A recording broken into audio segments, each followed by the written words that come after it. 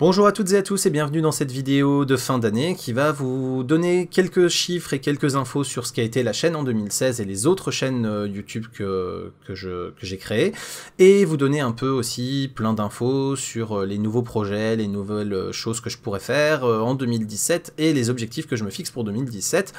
Vidéo donc très simpliste, type vlog, vous voyez, pas de montage, pas de fioriture, pas de mise en forme, le but étant juste de donner des infos à ceux que ça intéresse, voilà, comme c'est pas du contenu tuto, c'est vraiment, on va dire, entre guillemets, du bonus, voilà, juste pour les intéresser. On va commencer par un petit point sur 2016, donc déjà sur la production annuelle qui a été réalisée, j'ai ajouté sur la chaîne principale 63 vidéos, si on compte celle-ci, plus 6 vidéos sur la chaîne Livre Audio, et aucune sur la chaîne Croc Série, clairement faute de temps. Au niveau du temps de contenu que j'ai produit cette année, je vous ai en gros mis 13h40 de nouveaux contenus sur la chaîne les tutos.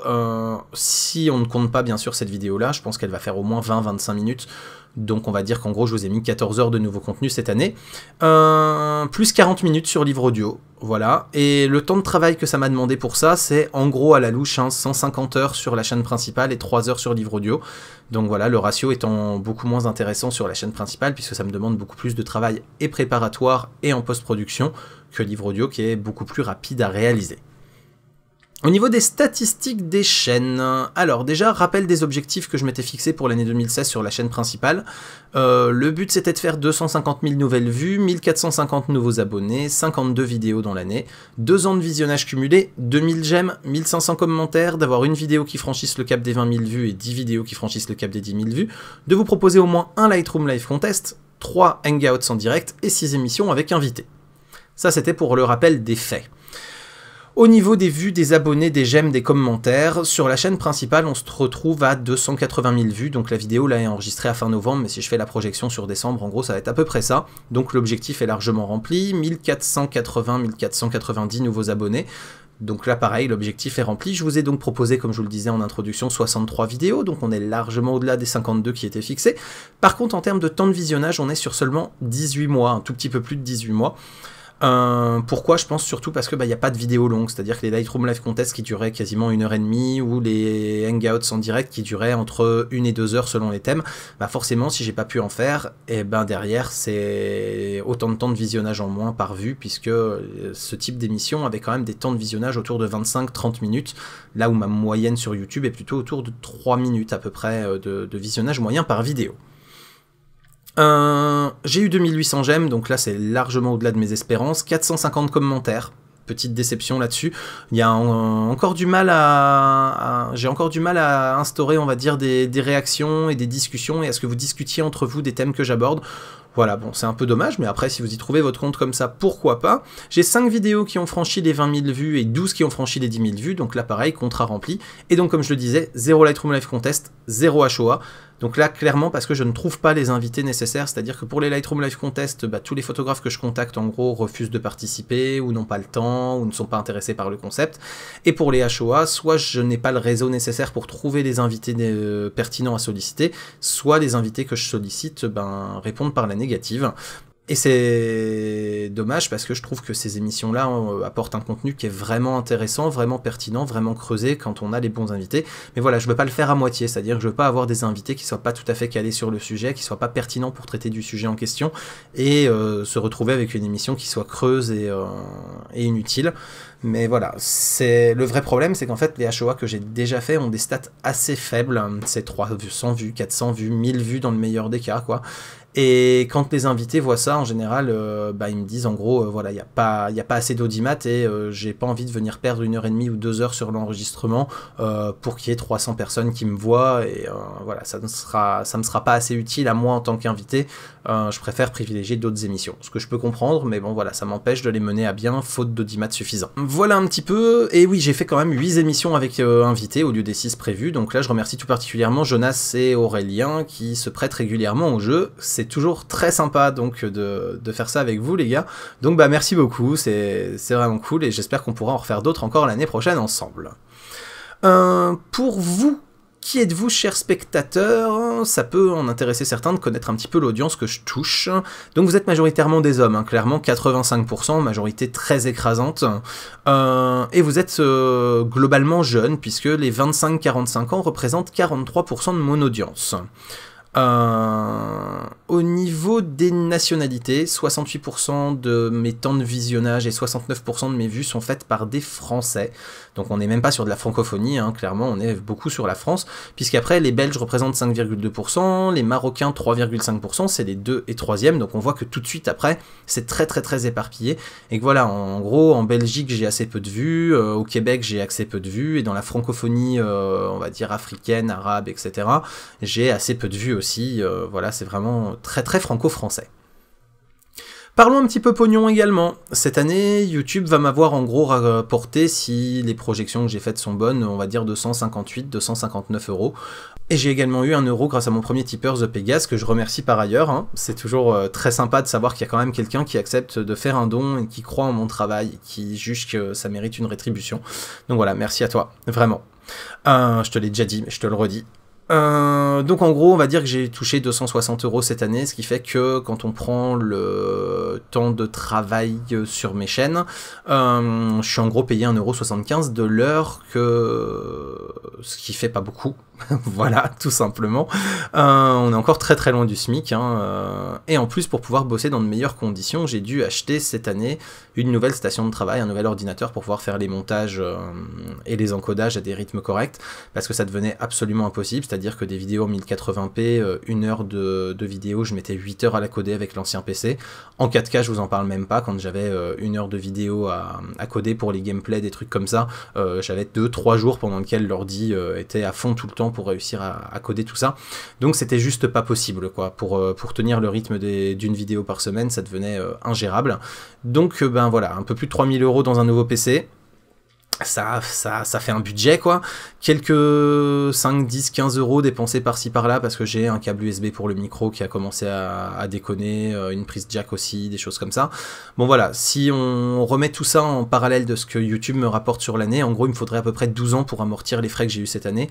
Donc heureusement que je travaille par ailleurs, bien évidemment, et heureusement que j'ai d'autres usages que YouTube des équipements que j'ai fait, et donc ben voilà, j'ai pas besoin de les rentabiliser spécifiquement pour la chaîne, parce que sinon très clairement ce serait absolument pas viable dans ces conditions, et j'aurais déjà arrêté depuis longtemps de produire les contenus que je produis en ce moment. Petit point sur les best-sellers, on va dire, de mes vidéos, donc de l'année et depuis le début de la chaîne. Alors sur l'année, c'est l'outil plume Photoshop qui prend la tête du nombre de vues, puisqu'on va finir l'année autour de 19 000 vues. Ça sera également la vidéo la plus rentable, puisque je devrais être autour de 25 € gagnés avec cette vidéo.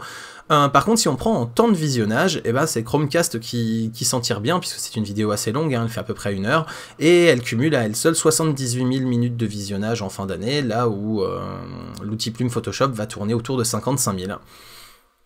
Depuis le début de la chaîne, c'est clairement Chromecast qui est en tête, hein, puisqu'on va finir l'année avec 33 000 vues cumulées, environ 170 000 minutes de visionnage. Par contre, c'est vraiment calibrer son écran sans sonde de calibration qui a le meilleur succès d'estime, puisque c'est celle qui a recueilli le plus de j'aime, alors même que c'est pas celle qui a le plus de temps de visionnage ou le plus de vues. Donc le ratio de j'aime par vue, en fait, explose les records sur la chaîne, et donc elle a au moment où je tourne cette vidéo, pas loin des 200 j'aime. Donc voilà, c'est quand même la vidéo la plus estimée et la plus appréciée de la chaîne. Le fail de l'année, c'est clairement le test de la bêta de The Division. Donc à croire qu'on n'a pas vraiment le droit de dire du mal des jeux Ubisoft, hein, puisque j'ai une petite communauté de fans qui se sont amusés à venir, à regarder 3 secondes, à me mettre un pouce rouge et à repartir.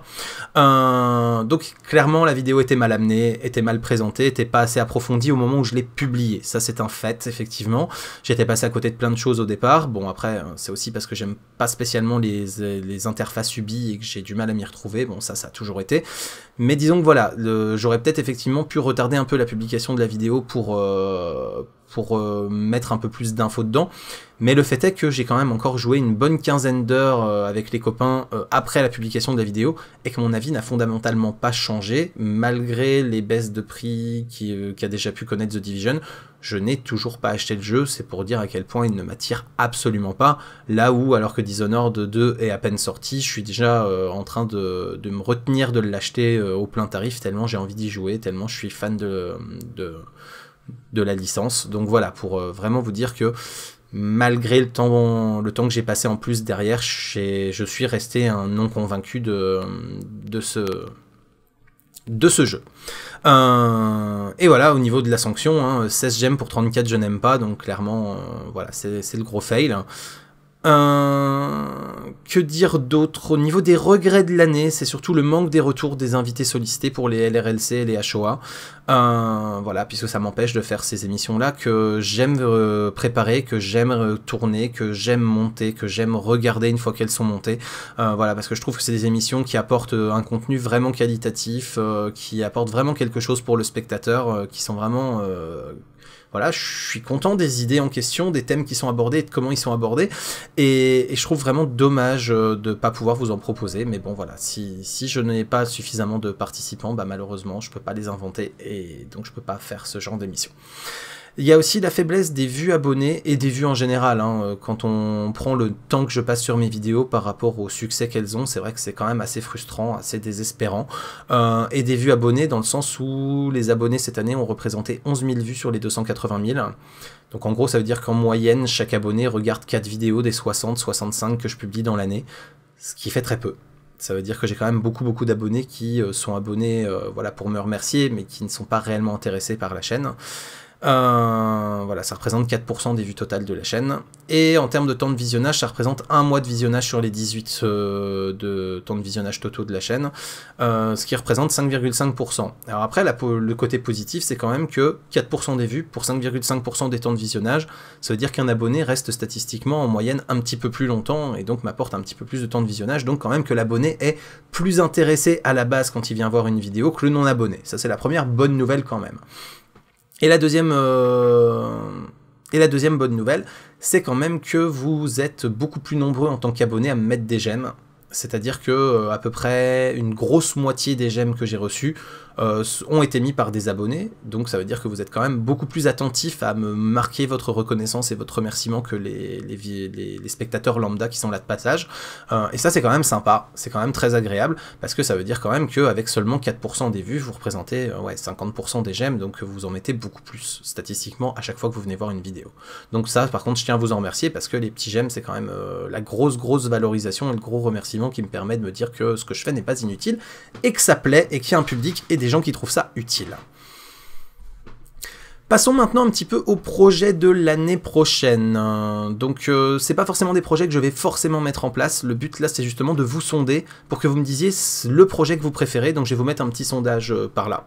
Je vais vous mettre un petit sondage pour vous demander justement quelle est l'idée parmi celles que je vais vous dire qui vous intéresserait le plus. En sachant que pour certaines, il y a peu de chances quand même si c'est celle qui vous intéresse le plus, que je la fasse, parce que je manque encore d'audimat pour que ce soit vraiment intéressant, alors que pour d'autres, il y a de fortes chances que je puisse le faire si elle vous intéresse vraiment. Les 4 idées que j'ai en ce moment, ce serait une émission que j'appellerais Tech & Photo Hebdo, qui serait une sorte de vlog, un peu comme cette vidéo, dans le sens peu de montage, peu de mise en forme, peu de... voilà, pour aller vite à la produire, où je vous ferai un genre de revue de presse de la high-tech et de la photo, où je vous dirai en gros, bah voilà, sur tel site, vous allez retrouver tel article cette semaine qui était particulièrement intéressant pour telle et telle raison, ou telle vidéo sur telle chaîne, ou tel site, ou voilà, et ça vous permettra en gros d'avoir une petite sélection du meilleur selon moi, hein, bien évidemment, ce serait totalement subjectif, des actus techno, photos et jeux vidéo de la semaine.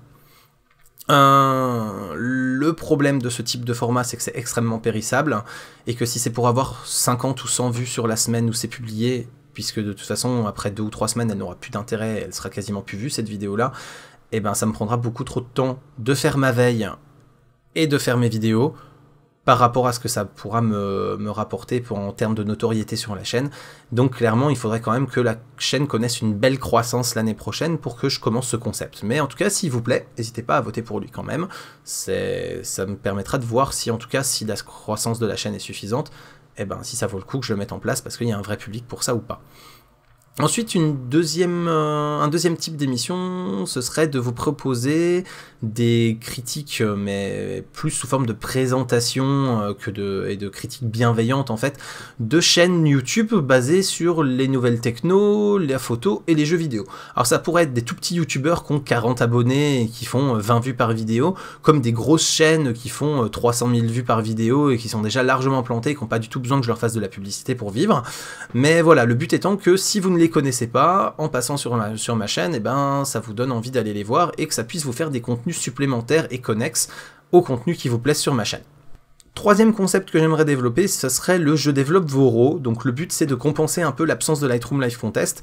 Donc ça serait moins riche forcément puisqu'il n'y aurait que moi qui analyserait la photo, qui la développerait, donc il n'y aurait qu'un seul regard. Mais ça vous permettrait de m'envoyer vos RAW, soit les plus difficiles à traiter que vous n'arrivez pas à faire, soit ceux pour lesquels vous avez un sentiment particulier que vous voulez vraiment exploiter à fond. Et je vous dirai comment moi je les ressens, comment moi je veux les développer, et ensuite je vous montrerai comment je les développe et avec quel curseur, quel réglage, pour que vous ayez une base de travail qui vous aide éventuellement ensuite, en l'affinant, à tirer le meilleur de vos RAW et à aller sur un résultat qui vous plaise vraiment, même si vous n'êtes pas super bon en Lightroom. Et le dernier concept, que lui je mettrai très certainement en œuvre avec ou sans vote, parce que je trouve qu'il est quand même pertinent, c'est une série d'émissions que j'appellerais Flash, qui seraient des vidéos très courtes, hein, entre 30 secondes et 90 secondes, donc vraiment extrêmement compactes, et qui en fait montrerait une toute petite astuce. Donc pour vous faire un exemple, ça serait en gros bonjour à tous, bienvenue dans cette vidéo qui vous montre comment changer de place votre barre des tâches dans Windows. Vous vous mettez sur la barre dans un espace vide, vous maintenez votre clic, vous déplacez votre souris sur une autre bordure de l'écran et votre barre se déplace sur ce bord d'écran-ci et vous avez pu déplacer comme ça votre barre des tâches. Voilà, salut à tous, bye bye. En gros, vous voyez, c'est vraiment voilà, 30-40 secondes avec une micro-astuce qui ne pourrait pas trouver sa place dans un tuto plus global ou qui ne mériterait pas de faire un tuto de 10-15 minutes avec du montage et un petit peu de travail d'écriture avant, mais qui en même temps reste pertinent pour celui qui ne sait pas le faire et qui mérite d'avoir une petite vidéo explicative pour savoir comment le faire. Voilà, donc le but, ça serait vraiment de faire des micro-vidéos comme ça qui viendraient se greffer par-dessus le rythme hebdomadaire que j'essaye de tenir et qui viendraient donc rajouter un petit peu de contenu à la chaîne comme ça, pour la dynamiser et qui prendrait vraiment pas beaucoup de temps à regarder si vous souhaitez la regarder. Donc comme je vous disais, hein, je vais vous mettre un petit sondage par ici avec le petit i. N'hésitez pas donc à me dire laquelle de ces idées vous semble la plus intéressante et laquelle vous aimeriez que je mette en œuvre en priorité. Passons un petit peu aux besoins que moi je pourrais avoir pour développer la chaîne et sur lesquels vous pourriez éventuellement être utile si vous en avez les compétences. Tout d'abord, le besoin principal, ça serait d'avoir des traductions, des sous-titrages de mes vidéos pour toucher un plus large public et rendre mes vidéos accessibles au plus grand nombre à l'international. Puisque comme je vous le disais tout à l'heure en vous faisant un peu les statistiques de qui vous êtes en tant que spectateur, c'est très franco-français pour l'instant et voilà, comme je suis pas du tout polyglotte, je suis incapable de traduire mes vidéos en anglais, en espagnol, en italien, en japonais, en chinois ou en je ne sais quoi d'autre. Et je suis certain que dans les spectateurs qui viennent voir mes vidéos, il y en a forcément qui parlent d'autres langues suffisamment bien pour traduire mes vidéos. Donc voilà, si vous souhaitez le faire, je vais vous mettre un lien dans la description vers la méthodologie pour contribuer à un sous-titre de manière collaborative. Mais voilà, franchement, si vous pouviez prendre un peu de temps pour traduire mes vidéos, quitte à ne faire que celles qui ont déjà le plus de succès à la base et qui auraient donc le plus de chances de s'exporter et d'être intéressantes à l'export, mais ce serait vraiment absolument génial parce que voilà, moi j'en suis totalement incapable et j'ai personne dans mon entourage qui me dit en être capable et avoir le temps de le faire. Donc voilà, si vous pouvez le faire, c'est juste top et je vous en remercierai grandement. S'il y en a un parmi vous aussi qui gère un peu la conception 3D, qui se sentirait de me faire un petit générique, un truc de 15-20 secondes, grand max, même plutôt 10-12 secondes, qui mettrait en avant en fait les contenus de la chaîne et que je pourrais caler en introduction en fait de mes vidéos pour remplacer ma roue crantée en 2D, ça serait sympa aussi, donc n'hésitez pas à prendre contact avec moi qu'on s'arrange si vous pensez avoir la compétence pour. Et bien sûr, de manière plus générale, et ça tout le monde peut le faire, des partages massifs sur les réseaux sociaux, les forums ou les communautés où vous vous trouvez, de manière à ce que la chaîne soit de plus en plus connue, puisque plus elle sera connue, plus je vais engranger des vues, plus ça va me faire des petits sous, et plus ça va me permettre de me dégager du temps pour pouvoir développer la chaîne, l'améliorer et vous proposer encore plus de contenu sur lequel je pourrais passer plus de temps pour le peaufiner et le rendre plus qualitatif. Voilà, parce que j'ai pas mal d'idées aussi qui pourraient par exemple se faire en extérieur, mais ça veut dire que j'ai besoin de quelqu'un qui me filme, des choses comme ça, etc. J'ai besoin d'avoir un micro qui soit à l'aise en extérieur pour filtrer le bruit du vent et tout. Et bon, bah c'est le genre de choses que je pourrais faire si toutes mes vidéos font 30 ou 40 000 vues à chaque fois que je les sors, mais c'est quelque chose que je pourrais absolument pas faire tant que mes vidéos continueront de faire en moyenne 800 000 vues si on prend toutes les vues confondues. Passons maintenant à la dernière partie de cette vidéo qui sont les objectifs 2017. Donc pour les objectifs 2017, j'aimerais réussir à faire 350 000 nouvelles vues, ce qui représenterait une croissance de 25% par rapport à 2016, ce qui me semble pas déconnant puisqu'en gros c'est la croissance que j'ai eue entre 2015 et 2016. Et 30 000 nouvelles vues sur la chaîne Livre Audio, puisque elle se comporte plutôt bien, et je pense que c'est jouable s'il y a un petit peu d'écho et un petit peu plus d'abonnés et de gens qui y vont. Je pense que les 30 000 vues sont parfaitement envisageables.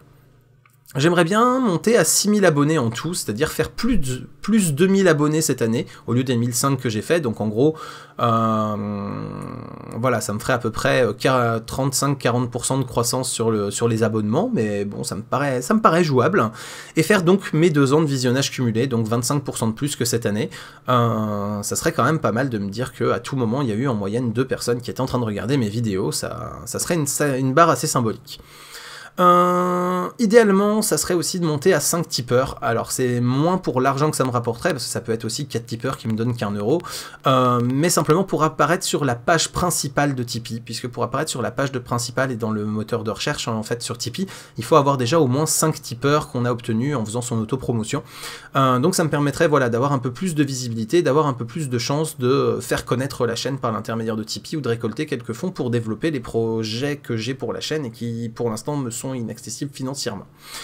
Je vais essayer de vous refaire encore 6 émissions avec invités, en fonction de qui veut se prêter au jeu et des émissions qui peuvent se prêter à avoir un invité.